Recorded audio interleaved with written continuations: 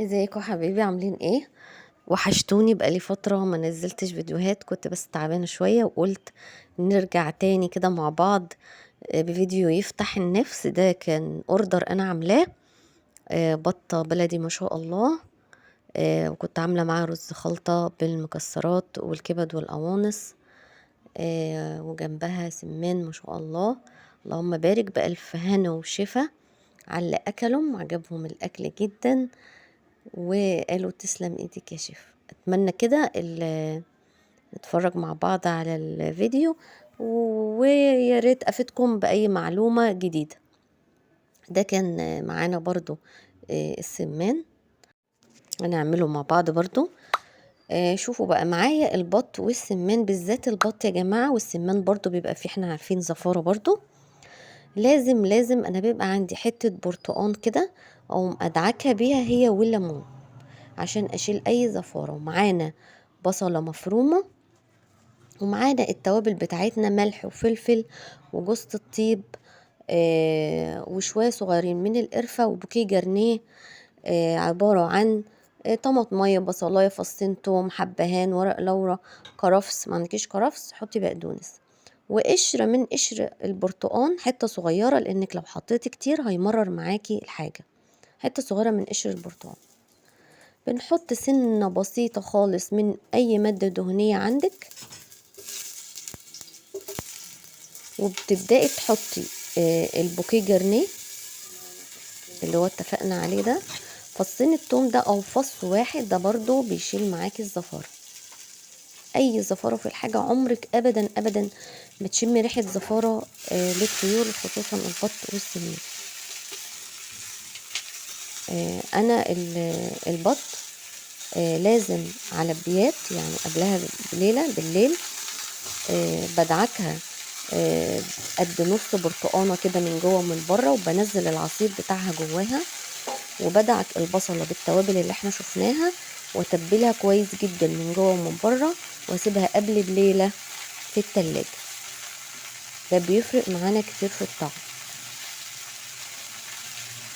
هنبدأ بقى كده نشوحها كويس جدا. في ناس بتعمل ان احنا بنغلي المية وبنحط فيها البوكيه جرنيه ده وننزل بالبطة. تمام ماشي، انا معاكي، هو صح وكل حاجة، بس فكرة ان انتي بتشوحي البوكيه جرنيه انه يتحمص كويس،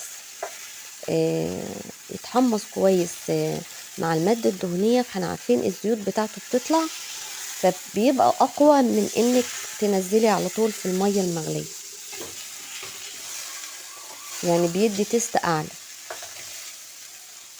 احنا طبعا عارفين، يعني هو كان الاوردر ده مفروض عزومة يعني، فلازم طبعا تعملي الحاجة تشرف، وتعملي الحاجة ما يبقاش فيها غلطة.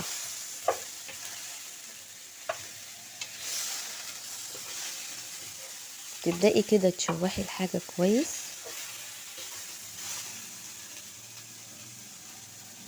عندك برضو قرنفل، حطي فص واحد من القرنفل برضو. كل الحاجات دي يا جماعة بتدي نكهة وبتشيل اي زفارة في الطيب. اي حاجة موجودة هتقضي عليه، هتطلعهولك طعمه زي العسل. هتكوني انت بقى محضرة مية مغلية، بعد ما تتأكدي كده ان كل حاجة اتشوحت كويس بنزل بيها. تمام. هي الفكرة برضو انا مش عايزة اغرق البطة معانا مية، يعني انا مش عايزة اللي هو نظام السلق، لا، احنا هنوطي خالص خالص النار، وهنحط المية بالمقدار اللي احنا شايفينه، وهغطي عليه. تمام. هنبدأ بقى نوطي النار خالص ونسيبها براحتها. طبعا السوا كمان على الهادي بيدي طعم كويس جدا للحوم. طب هنعرف ازاي انها استوت؟ بنلاقي الجناح طرى معانا كده ان هو ممكن يتقطم، والصدر ساب اللحم من حتة صغيرة من قدام ورجع لورا زي ما احنا شفنا في الفيديو. كده استوت، هتطلعيها من الشوربة وتسيبيها تبرد. معانا بقى السمان بتاعنا، الخلطة العادية اللي هو الرز بالكبد والقوانص بنعمله، انا عاملاه معاكم في فيديو الحمام الكذاب، نفس الخلطة.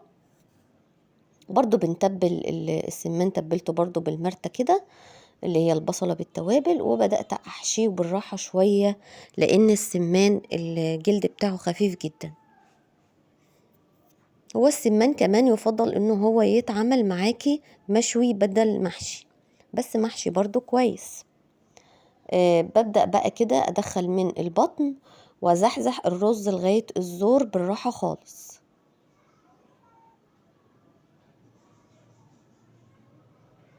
بالشكل اللي احنا شايفينه ده. وطبعا بسيب معايا يعني بشوح الكبدة وبسيب القوانص عشان بسد بيها الفتحة بتاعة الرز من البطن. بجيبها بالشكل ده وبحطها كده واقفل الرجلين على بعض. انا مش بقفل بخلة ولا حاجة، بقوم حاطة بس كده القنصة واقوم مقفلة الرجلين، والزور مقفول معانا مش بيجراله حاجة، هو ما بينزل في المية المغلية بيكش وبيقفل لوحده. اهي معانا بالشكل ده. بكون طبعا غالية مية، بكون بقى مية مغلية ومنزلة فيها بوكيه جرنيه اللي اتفقنا عليه.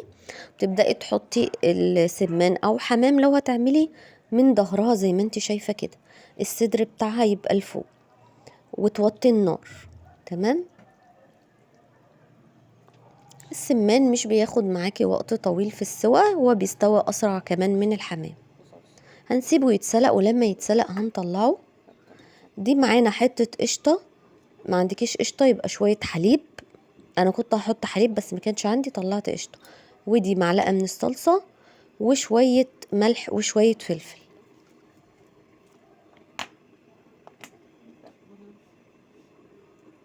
وشوية من الزيت. دي هندهن بيها البطة عشان هندخلها على الشواية في الفرن.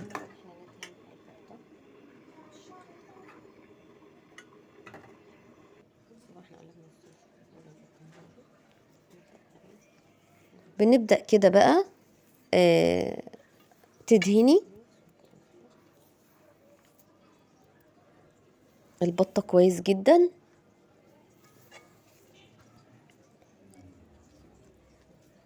في حاجة مهمة جدا في الطيور خصوصا، هي أول ما تستوى معاكي يفضل تشيليها من الشوربة على طول، عشان هتكمل سوا طول ما انتي سايباها في الشوربة. ده السمان أنا حمرته في الزيت وحتة سمنة صغيرة، ما شاء الله طالع جميل. والبطة حطيناها على الجريل بألف هنا وشفا للي أكلهم. أتمنى إذا عجبكم الفيديو تنسونيش باللايك والشير وسبسكرايب. أشوفكم إن شاء الله في فيديو جديد.